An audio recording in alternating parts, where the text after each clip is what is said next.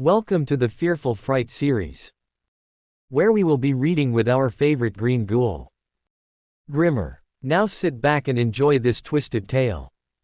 Today our story is called The Children of Stone. Long before memory learned how to speak, before the sky had names and death had rules, there were the Stonefire people. They lived in the valley where the river split the earth like a scar. They hunted aurochs with sharpened bone, painted their stories in ash and blood on cave walls, and feared the dark not because it hid animals, but because it hid others. Their leader was Gar, broad-backed and scar-lined, his breath always fogging even in summer. He had killed his first mammoth before his beard grew in. Beside him walked Ina, his mate, sharp-eyed and quiet, who could read tracks the way others read faces. And every night, as the fire crackled, the elders warned the children. Do not go into the high forest. Something lives there that walks like us, but is not us. The children called them the Hollow Ones. The first body was found at dawn. It was Kel, a young hunter, strong and loud, his laughter always echoing through the valley. He lay twisted near the riverbank, throat torn, chest marked with deep crescent wounds, not from claws, not from stone blades. From hands. Longer fingers than theirs, thinner, too many joints. Ina crouched beside the body and touched the earth. They came from the trees, she said softly. Gar's jaw tightened. No, he said. Men did this. Ina looked at him. Not men like us. That night, the fire burned higher than ever. The elders wailed. Spears were sharpened. Faces were painted for war. And from the forest ridge, unseen eyes watched the flames. The Hollow Ones were older. Not older in years, older in shape. Taller, thinner, their limbs stretched like shadows at sunset. Their skulls sloped back, their eyes large and pale, reflecting firelight even in total dark. They spoke in clicking tones and breathy hums, not words, but they understood. Their leader was Shawl, skin gray as river stone, ribs visible beneath tight flesh. He remembered when the valley belonged to his kind, before the Stonefire people came down from the mountains and claimed it with noise and smoke. They killed the land, Shawl rasped to his kin. They chased the herds. They burned the night. Beside him stood Aru, younger, curious, less hardened. She watched the humans with something like sorrow. They are loud, she said. But their children laugh like ours once did. Shawl bared his teeth. They will kill us all if we wait. And so the Hollow Ones struck again. The war was not a single battle. It was terror. Hunters vanished in the mist. Children were dragged screaming into brush and never returned. Hollow Ones descended silently at night, slipping past firelight, killing with stone shards and bare hands, melting back into the trees before dawn. The Stonefire people responded with fury. They burned sections of forest. They hunted in packs. They nailed Hollow Ones' bodies to trees as warnings. The air filled with smoke and screams, human and not. Gar killed Shawl's brother in a river crossing, smashing his skull with a rock while the creature begged in broken gestures.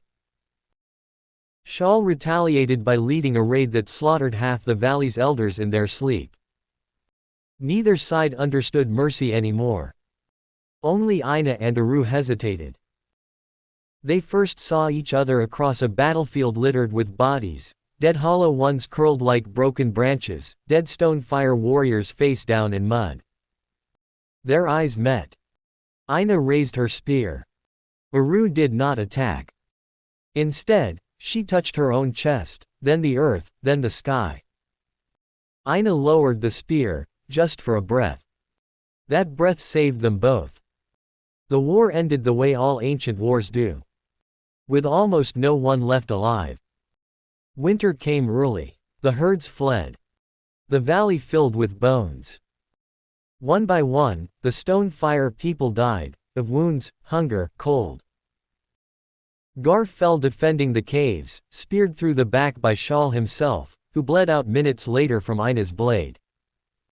When the snow finally stopped falling, only two remained. Ina, hollow-eyed, ribs showing beneath her skin. And Aru, limping, one arm badly healed, her people gone. They faced each other beside the river where Kel had died months before. No weapons. No strength for hate. Only fear and need.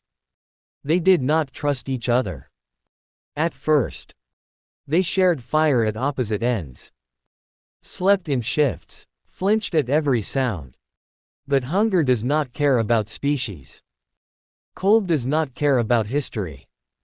Ina showed Aru how to set snares. Aru showed Ina which roots cured sickness and which brought dreams. They spoke without words, hands, eyes, drawings in ash. Weeks passed. Then months. One night, during a storm that shook the valley, Ina woke screaming from a dream of blood and fire. Aru held her down, humming softly, the same sound hollow ones once used to calm their young. Ina did not pull away. The world ended not with a battle, but with a choice. Their children were wrong. And right. The first was born during a thunderstorm, crying with a voice too sharp, eyes too wide. The second followed a year later, broader shoulders, longer fingers, skin somewhere between stone and ash. They grew fast, learned faster. They could see in the dark like hollow ones. Endure cold like stone fire people. Their teeth were stronger, their minds sharper. Ina watched them and felt fear twist in her chest. Aru watched them and felt hope. These are the ones who remain, Aru said. The world will fear them, Ina replied.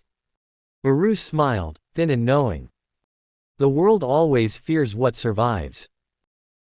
Years later, long after Ina and Aru's bones joined the valley's countless others, travelers would pass through the land and feel watched. They would find cave paintings, figures half human, half shadow, standing together over piles of skulls. They would hear stories of people who hunt silently, who live between fire and dark, who remember both wars. And sometimes, in the deep forest at night, they would hear children laughing.